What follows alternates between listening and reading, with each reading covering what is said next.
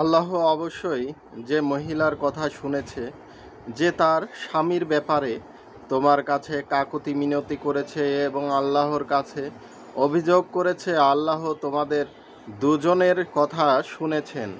তিনি সব কিছু শোনেন ও দেখে থাকেন।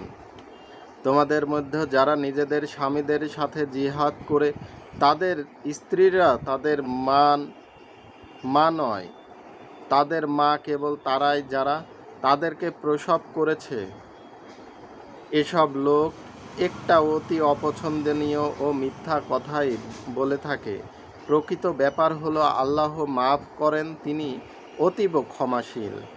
যারা নিজের স্ত্রীর সাথে জিহার করে বসে এবং তারপর নিজের বলা সে কথা প্রত্যাহার করে, এমতো অবস্থায় তারা পরস্পরকে স্পর্শ করার পূর্বে একটি কৃতদাসকে মুক্ত করতে হবে। এর দ্বারা তোমাদের উপদেশ দেয়া হচ্ছে, তোমরা যা করো আল্লাহর যে সম্পর্কে অবহিত, যে মুক্ত করার জন্য কোনো কৃতদাস পাবে না সে বিরতিহীনভাবে 2 মাস রোজা রাখবে। উভয় পরস্পরকে স্পর্শ করার পূর্বে যে তাও পারবে না সে 60 জন মিসকিনকে খাবার দেবে। তোমাদেরকে এ নির্দেশ দেওয়া হচ্ছে এজন্য যাতে তোমরা আল্লাহ ও তার রাসূলের ওপর ঈমান আনো। এগুলো আল্লাহর নির্ধারিত হদ। কাফেরদের জন্য রয়েছে কষ্টদায়ক শাস্তি। যারা আল্লাহ এবং তার রাসূলের বিরোধিতা করে তাদেরকে ঠিক সেইভাবে লাঞ্ছিত ও অপমানিত করা হবে যেভাবে তাদের পূর্ববর্তীদের লাঞ্ছিত অপমানিত করা হয়েছে। আমি পরীক্ষা ও স্পষ্টভাবে সব নির্দেশ নাজিল করেছি। কাফেরদের জন্য রয়েছে অপমানকর শাস্তি। এ অপমানকর শাস্তি হবে সেই দিন যেদিন আল্লাহ তাদের সবাইকে জীবিত করে উঠাবেন এবং তারা কি কাজ করে সেগুলো তা জানিয়ে দেবেন। তারা ভুলে গিয়েছে, কিন্তু আল্লাহ তাদের সব কৃতকর্ম সযত্নে সংরক্ষণ করছেন। আল্লাহ সব বিষয়ের সর্বাধিক অবহিত। রুকু 2। আল্লাহ যে আকাশ ও পৃথিবীর প্রতিটি জিনিস সম্পর্কে অবগত, সে ব্যাপারে তুমি কি সচেতন নও?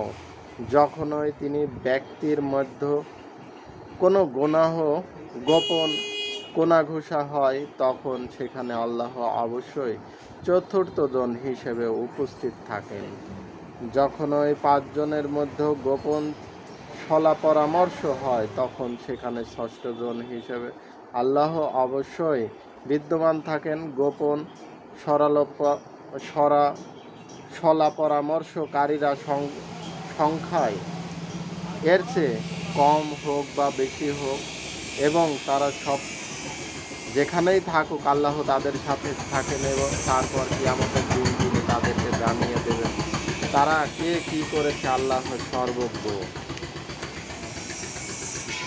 তুমি কি তাদেরকে দেখোনি যাদেরকে কানাঘুষা করতে নিষেধ করা হয়েছে, তথাপি তারা যে নিষিদ্ধ কাজ করে চলছে, তারা লুকিয়ে লুকিয়ে পরস্পরের গুনাহ বাড়াবাড়ি এবং রাসূলের অবাধ্যতার কথাবার্তা বলাবলি করে। আর যখন তোমার কাছে আসে তখন তোমাকে এমনভাবে সালাম করে যেভাবে আল্লাহ তোমাকে সালাম করেননি, আর মনে মনে বলে যে আমাদের এসব কথাবার্তার জন্য আল্লাহ আমাদেরকে শাস্তি দেন না কেন। তাদের জন্য জাহান্নামই যথেষ্ট, তারা তাতেই দগ্ধ হবে। তাদের পরিণাম অত্যন্ত শোচনীয়। হে ঈমানদারগণ, তোমরা যখন পরস্পরের গোপন আলাপ আলোচনা লিপ্ত হও তখন পাপ, জুলুম ও রাসূলের অবাধ্যতার কথা বলাবলি করো না, বরং সত্যতা ও আল্লাহ ভীতির কথাবার্তা বলো এবং সে যে আল্লাহর কাছে হাসরের দিন তোমরা উপস্থিত হতে হবে তাকে ভয় করো। কানাঘুষা একটা শয়তানি কাজ এবং ঈমানদার লোকদের মনে কষ্ট দেওয়া উদ্দেশ্যই তা করা হয়। অবশ্য আল্লাহর ইচ্ছা ছাড়া তারা তাদের কোনো ক্ষতি করতে সক্ষম নয়। আর মুমিনদের কর্তব্য হচ্ছে শুধুমাত্র আল্লাহর উপর ভরসা করা।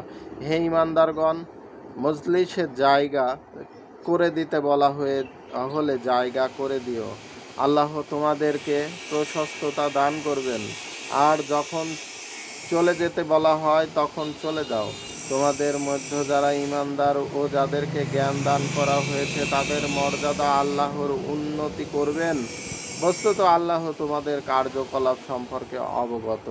হে ঈমানদারগণ, তোমরা যখন রাসূলের সাথে গোপন আলাপ করো তখন আলাপ করার আগে কিছু সদকা দিয়ে নাও। এটা তোমাদের জন্য অপেক্ষাকৃত ভালো ও পবিত্র। তবে যদি সদকা দিতে কিছু না পাও তবে আল্লাহ ক্ষমাশীল ও দয়াময়।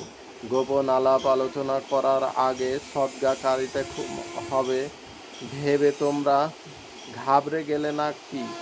ঠিক আছে, সেটা যদি না করতে চাও, বস্তুত আল্লাহ তোমাদেরকে তা থেকে অব্যাহতি দিয়েছেন। তাহলে নামাজ কায়েম করতে যে জাকাত দিতে থাকো এবং আল্লাহ তাও রাসূলের আদেশ নিষেধ মেনে চলতে থাকো। মনে রেখো তোমরা কার্যকলাপ সম্পর্কে আল্লাহ ওয়াকিফহাল। রুকু ৩। তুমি কি তাদের দেখনি যারা এমন এক গোষ্ঠীকে বন্ধু বানিয়ে নিয়েছে যারা আল্লাহর গজবে নিপতিত? তারা তোমাদেরকেও নয় তাদেরকেও নয়, তারা জেনে ও বুঝে মিথ্যা বিষয়ে কসম করে। আল্লাহ তাদের জন্য কঠিন শাস্তি প্রস্তুত করে রেখেছেন। তারা যা করেছেন তা অত্যন্ত মন্দ কাজ। তারা নিজেদের কসমকে ঢাল বানিয়ে রেখেছে। এর আড়াল থেকেই তারা মানুষকে আল্লাহর পথ বেঁধে থেকে বাধা দেয়। এ কারণে তাদের জন্য রয়েছে লাঞ্ছনাকর আযাব। আল্লাহর হাত থেকে রক্ষা করার জন্য তাদের অর্থ সম্পদ যেমন কাজে আসবে না, তেমনি সন্তান সন্ততিও কোনো কাজে আসবে না। যারা জাহান্নামে উপযুক্ত সেখানেই তারা চিরদিন থাকবেন। যদি আল্লাহ তাদের সবাইকে জীবিত করে উঠাবেন সেদিন